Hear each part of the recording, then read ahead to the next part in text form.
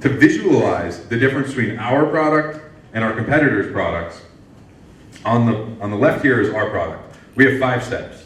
You come up with an idea, you tell the software what kind of properties you want it to have, somebody approves your print job, the printer prints it out, and then it automatically removes it, and then it starts the next job from the queue. So as soon as it gets to number 5, it goes back to number 3, I guess, or the queue, number 4. It just goes through the loop over and over and over again. With a competitive process, there's 2 manual steps in every print job. When you want to start the print job, you have to show up to the machine and make sure that there's nothing there already on the build plate. Because if you start the print job with something on the build plate, it's going to break your machine because the head's going to crash. It's as if you tried to feed paper into a paper printer and never removed the last sheet. You just kept trying to jam paper into it, it's going to jam. It's going to cause that type of failure mode with the 3D printer, potentially more catastrophic. And then when you want to start the next job, you have to show up and remove the part. So what we've done is we've lowered the cost of adoption and the cost of using a 3D printer.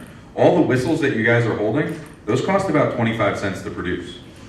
If you had to pay a human being to be at the 3D printer, minimum wage in the US is about $8. That thing took 30 minutes to produce. You want to pay $4 plus 30 cents for that? No, you want to pay 30 cents for that.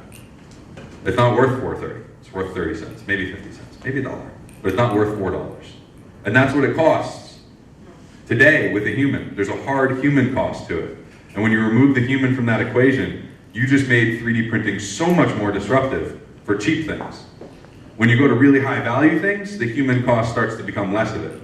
But for very inexpensive things, the human is the biggest component of the cost equation.